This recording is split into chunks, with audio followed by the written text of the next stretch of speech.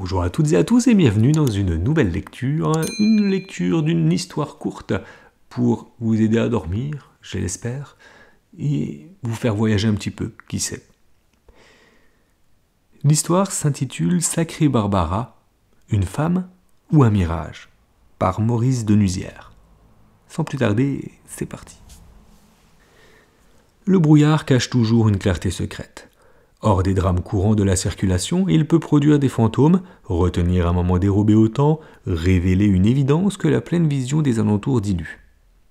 Ce soir-là, entre Perth et Inverness, la brume écossaise, ouate tendre, devint soudain si dense qu'une automobile aveugle dut se ranger, à tâtons, devant une auberge.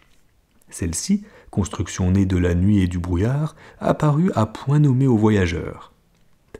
Suspendue à une potence de fer, comme un pendu à son gibet, une enseigne découpée dans la tôle se balançait en grinçant au-dessus de la porte, vaguement éclairée par un petit projecteur adroitement orienté.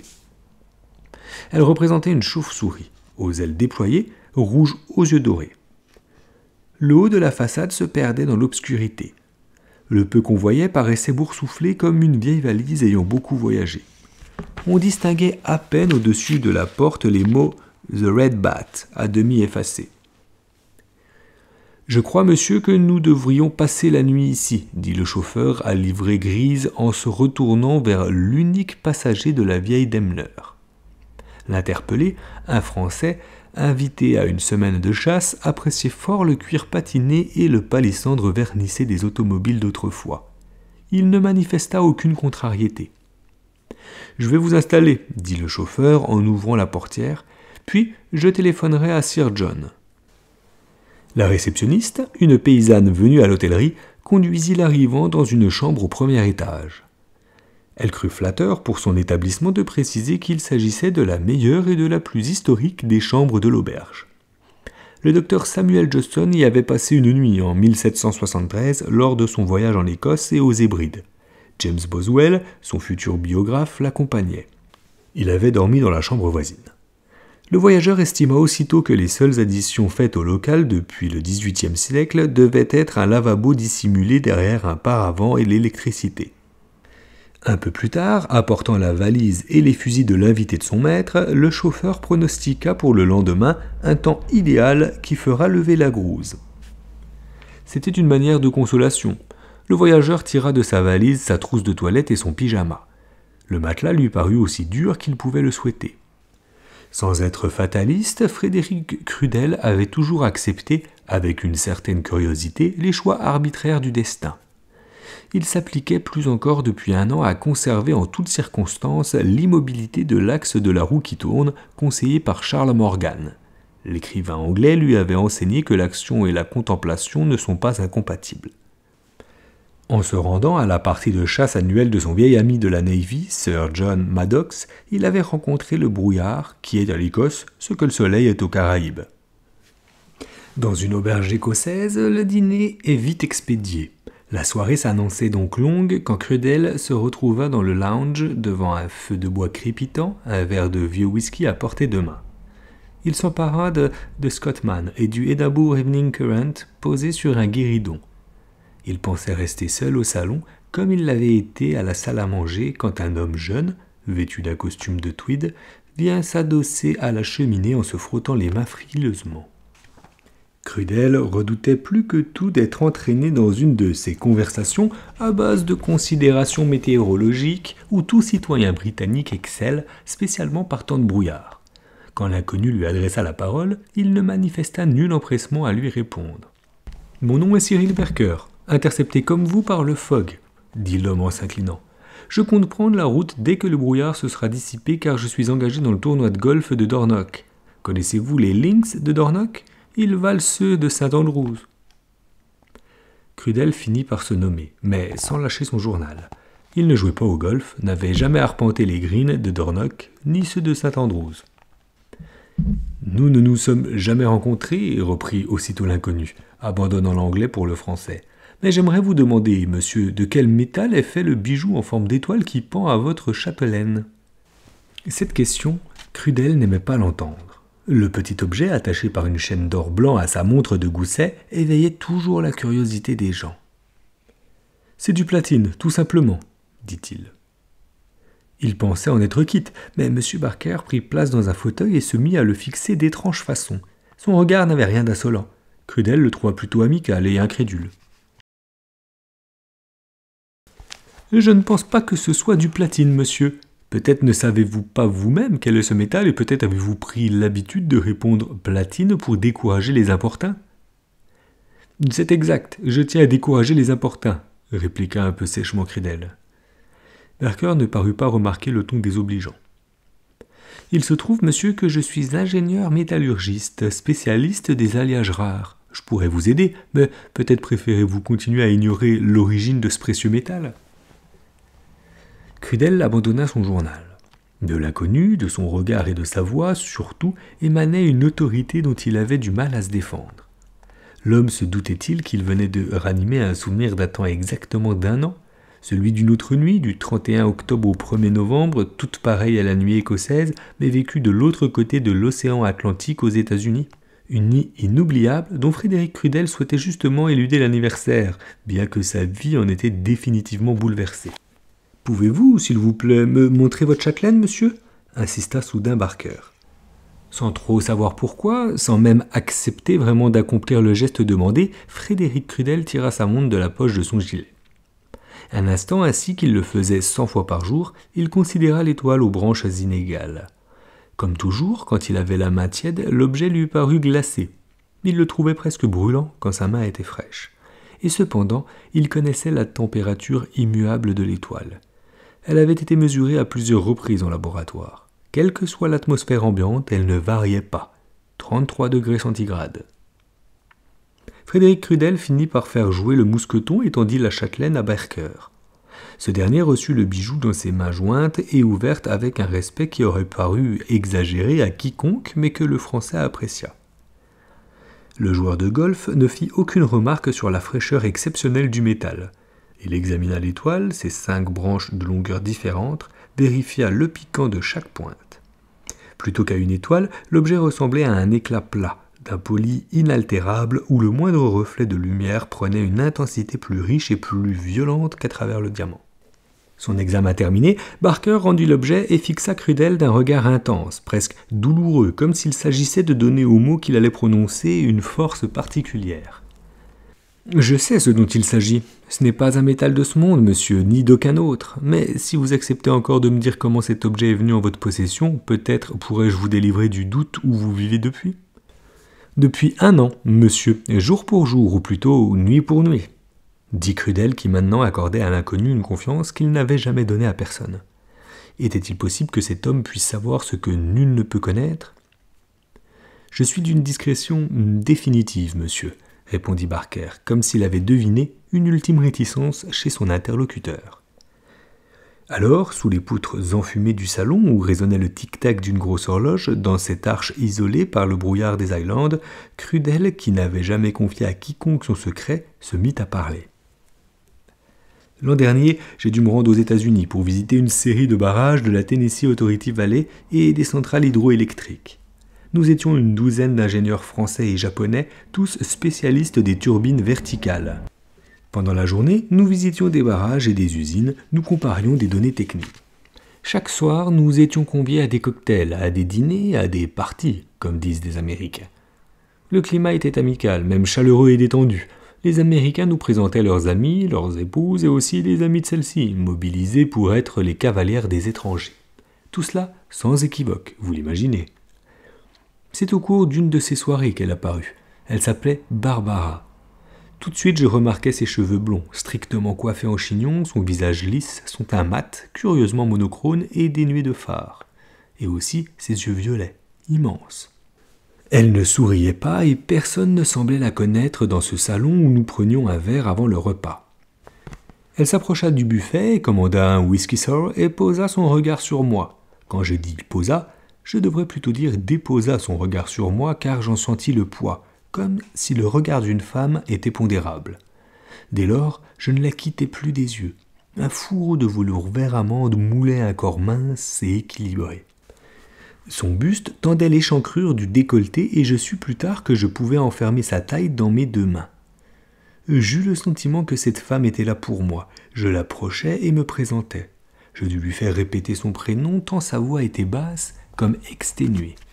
Quand elle me tendit la main, je ne pus retenir un sursaut de répulsion. Ses doigts et sa paume me parurent d'une fraîcheur anormale. J'eus l'impression d'avoir serré la main d'une morte. Elle s'appliquait à parler lentement pour que je comprenne son anglais musical et modulé de femme du Sud. Nous échangeâmes des banalités du genre « D'où venez-vous ? Que faites-vous dans la vie ? Aimez-vous le fleuve de Tennessee ? Connaissez-vous le parc de Pimstem ? Irez-vous jusqu'à Chattanooga ?» Quand vint le moment de passer à table, notre hôte, un industriel de la région, s'approcha de nous. « Il me paraît difficile de vous séparer de madame, si elle veut bien nous faire l'honneur de partager notre dîner ?» proposa-t-il avec un clin d'œil à mon adresse. La trop galante réputation faite aux Français, outre-Atlantique, provoque toujours chez les Américains ce genre de complicité. Je m'aperçus alors que cette femme, que j'avais prise pour une invitée, était pour tout le monde une inconnue.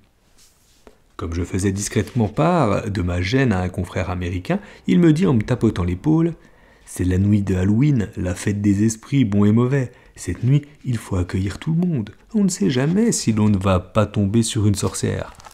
En tout cas, vous avez de la chance, mon vieux, les jolies femmes sont plutôt rares ce soir, et cette personne est plus agréable à regarder que les potirons transformés en lanternes grimaçantes que les gamins brandissent au coin des rues. » Barbara accepta de dîner à notre table. Elle parla de son pays avec intelligence, des vieilles rivalités du Nord et du Sud qui datent d'avant la guerre de sécession. Quand nous dansâmes, je m'aperçus que je l'avais accaparée et que personne ne semblait y trouver à redire. Un ingénieur français, passant près de nous, me lança « Tu ne t'ennuies pas, elle est plutôt gironde, la sirène du Tennessee. » Le calembour n'était pas fameux, mais je compris à son sourire que Barbara savait le français. Frédéric Crudel s'interrompit un instant, prit une gorgée de whisky. Barker demeura silencieux comme figé. « Je me demande si je dois poursuivre, » murmura l'ingénieur. « C'est à vous d'en décider, » dit Barker. « Il faudra bien que vous parliez un jour à quelqu'un qui puisse vous entendre, monsieur. Pour elle et pour vous. » Oui, je dois reconnaître que je ressentais pour cette femme une attirance inexplicable. Faites-moi l'honneur de croire que je ne suis pas un coureur de jupons. En dansant, je constatai bientôt que sa joue était aussi froide que sa main. Sous sa peau mate, aucun sang ne semblait circuler. Elle comprit que je m'interrogeais. « Ma température normale est de 33 degrés. Je suis ainsi faite, ne me regardez pas comme si je sortais d'un congélateur. » Plus tard, nous nous assîmes à l'écart dans le hall de l'hôtel et nous parlâmes longuement. Je n'ai heureusement pas conservé le souvenir des fadaises que j'ai dû débiter. Quand je l'ai embrassée, ses lèvres froides et douces m'ont fait frissonner. Elle s'est blottie dans mes bras sans se soucier d'être vue par nos compagnons. L'attitude de Barbara m'autorisait à espérer une reddition immédiate et sans obstacle. « C'est une de ces riches divorcées qui s'ennuient, » me dis-je en me défendant d'un sentiment complexe où entrait une part de déception causée par la facilité de la conquête. « Ce sera cette nuit ou jamais, je pars demain, » dis-je, décidé à profiter de la situation. « Pour moi aussi, ce sera cette nuit ou jamais, » répondit-elle. Sa voix semblait changer. Elle me parut d'une profonde tristesse, et je vis ses yeux pleins de larmes. À l'évocation de cet instant, Crudel détourna son regard de Barker, puis il poursuivit très vite. Et c'est elle qui proposa « Allons nous aimer ». Au milieu de la nuit, quand je lui demandai de rester jusqu'à l'heure du petit déjeuner, elle parut hésiter, puis accepta. J'eus l'impression qu'elle m'accordait ce moment-là bien davantage qu'une nouvelle étreinte. « Quelqu'un vous attend ? Vous devez peut-être rentrer ? Je ne veux pas apporter le drame dans votre vie, » dis-je bêtement. « Personne jamais ne m'attend. Personne jamais ne m'attendra, » me répondit-elle doucement. Je répliquai avec fougue comme un amoureux de théâtre. « Si, moi je vous attendrai. Taisez-vous, dit-elle. Aimons-nous encore. » Barker, les jambes croisées, écoutait avec sympathie, en gentleman qui se retient de marquer un intérêt déplacé au récit d'une bonne fortune. Crudel se tut un instant. La brève passion qui l'avait unie à Barbara conservait, en dépit des apparences, une étrange pureté. L'harmonie, en un instant créée par l'exacte réplique des désirs, irradiait à jamais de fraîches résonances. L'univers avait pu tenir tout entier entre deux souffles échangés. La volupté, appelée et partagée, était redevenue rite originel. Frédéric et Barbara s'étaient engagés totalement dans un amour éclair dont la fulgurance demeurait incommunicable. Barker attendait respectueusement la suite du récit. Frédéric Crudel s'en aperçut. Le plus incroyable restait à dire. Je me souviens d'avoir fait remarquer à Barbara, entre deux baisers, que j'étais comme ensorcelé. C'est vous qui avez choisi d'organiser cette merveilleuse folie. J'ai l'impression de n'être près de vous que l'instrument de votre volonté. Je n'existais pas. Vous m'avez suscité. Vous avez deviné, dit-elle, enjouée. Je suis une sorcière. C'est la nuit d'Halloween. Toutes les sorcières sont libres de faire ce qui leur plaît entre minuit et 1 heure. C'est l'heure 0. Mais à 1 heure, tout doit rentrer dans l'ordre. Je pris naturellement cela pour une boutade. Qui de nos jours croit aux sorcières? Nous replongeâmes dans l'étreinte. J'étais déjà accoutumé à ce corps superbe, anormalement frais. Je sais que l'hypothermie est un des symptômes du choléra et qu'elle accompagne parfois la maladie de Parkinson, mais la bonne santé de Barbara paraissait évidente. Son ardeur amoureuse prouvait aussi une résistance rustique à la fatigue que je n'aurais pas moi-même longtemps soutenue. Quand les premières lueurs de l'aube se glissèrent entre les rideaux, je me levai et sortis sur la terrasse qui prolongeait la chambre. Une brume légère montait dans la forêt, le ciel avait la pâleur bleutée et la limpidité des matins de gel. En contrebas, l'esplanade devant le bâtiment était déserte. Des écureuils folâtraient au milieu des feuilles mortes que le vent rassemblait et dispersait avec un bruit de soie froissée. Quand je retournai dans la chambre, Barbara dormait encore. Avec une indiscrétion dont j'ai honte aujourd'hui, j'ouvris son sac du soir posé sur un fauteuil. Le mystère de cette rencontre m'exaspérait et je voulais savoir qui était cette femme. La pochette se révéla vide, rigoureusement vide. Ni mouchoir, ni rouge à lèvres, ni poudrier, ni papier, ni argent. Le sac n'était qu'un accessoire sans autre justification que son apparence. Barbara s'éveilla tandis que je m'interrogeais. Elle sourit, fit une torsade de ses cheveux, me tendit ses lèvres et réclama un verre d'eau. Quand je revins de la fontaine à soda installée dans le couloir, elle était vêtue, droite et sereine, dans l'attitude d'une visiteuse qui va prendre congé. Je lui passa le verre, nos mains se heurtèrent. Un peu d'eau tomba sur l'accoudoir du fauteuil. « N'importe comment, vous êtes en retard, sorcière, dis-je. Le jour se lève, l'heure 0 s'est écoulée depuis longtemps. » Vraiment? Regardez donc votre montre, il n'est pas encore 1 heure du matin, murmura-t-elle d'une voix à la fois grave et ironique. J'allais ramasser ma montre abandonnée sur la coiffeuse. Par réflexe, je l'avais remontée la veille. Les aiguilles indiquaient 1h moins 2 minutes, mais la trotteuse, marquant les secondes, restait immobile. Quand je portais la montre à mon oreille, le tic-tac familier me parvint, fidèle et régulier. Une nouvelle fois, le narrateur s'interrompit. Sa dernière phrase s'achevait en un murmure, traduisant l'incompréhension d'un phénomène 1000 fois reconsidéré et disséqué par cet homme dont l'esprit logique rejetait l'irrationnel. Barker, lui, ne paraissait pas étonné par les confidences du Français. Quand je me retournai, reprit ce dernier, Barbara avait disparu. Le vent du matin, s'insinuant par la porte-fenêtre entr'ouverte, gonflait les rideaux comme des voiles. Je me précipitai sur la terrasse. Elle était vide. Je me penchai sur l'esplanade où les feuilles mortes poursuivaient leur balai désordonné. Elle m'apparut déserte. Je ne sais pourquoi je sus à cet instant que je ne reverrai jamais Barbara. Un vague parfum composite où dominaient la cannelle et le magnolia flottait dans la chambre. Mes mains, qui avaient caressé le corps de Barbara, en étaient encore imprégnées. J'hésitais à m'en débarrasser sous la douche et je me laissais tomber dans le fauteuil comme abasourdi par une stupide sensation de solitude. C'est alors qu'en posant mon avant-bras sur l'accoudoir, j'effleurai un morceau de métal brillant dont le contact glacial me rappela la peau de Barbara. Oui, monsieur, cette bizarre étoile que j'ai fait monter en châtelaine est née, n'en doutez pas, des quelques gouttes d'eau répandues par ma mystérieuse compagne une nuit de Halloween. Mais je n'en doute pas, monsieur. Alors, tenez votre promesse, Barker. Si vous savez quel est ce métalloïde, cet alliage, cet amalgame, ce corps simple ou composé, bref, cette matière qui résiste à toutes les analyses, parlez, je vous en conjure, dit Frédéric Crudel d'une voix ardente. Il ne s'agit d'aucune matière connue des hommes.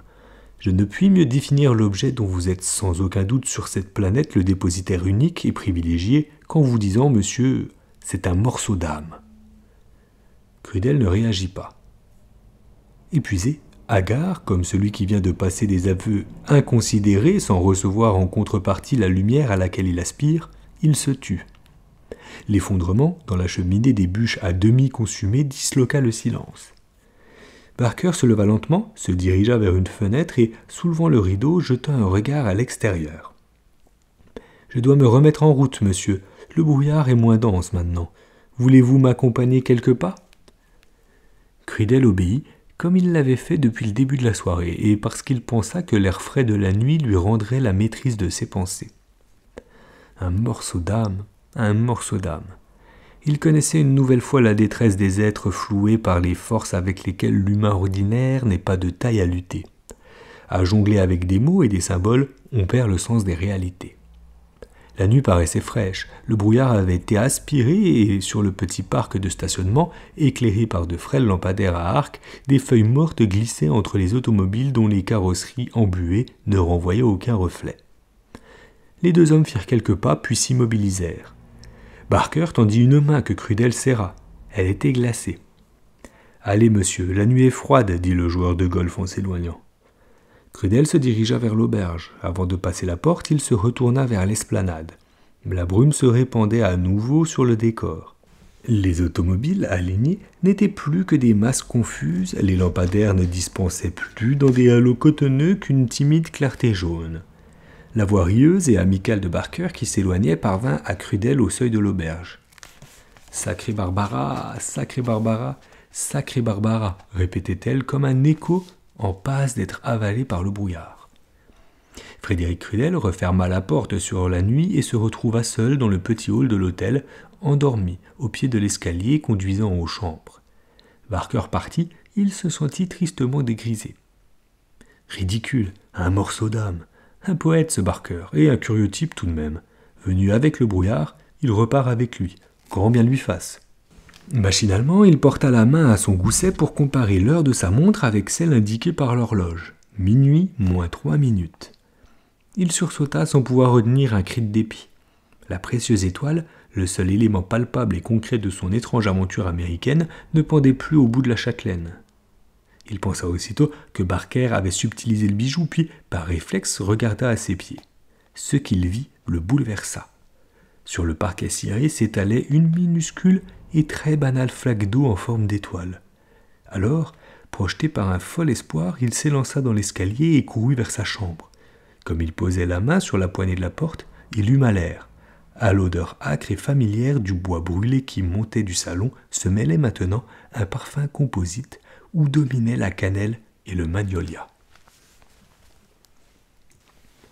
Nous arrivons à la fin de notre lecture. Elle est plutôt de circonstance en mois d'octobre, avec Halloween. Je ne sais pas ce que vous en avez pensé. Elle laisse le doute. Comment voyez-vous les choses ? N'hésitez pas à me faire un petit commentaire de comment vous avez vécu cette histoire. Il ne me reste plus qu'à vous souhaiter une bonne journée, une belle soirée ou une bonne nuit si tel est le cas. À bientôt!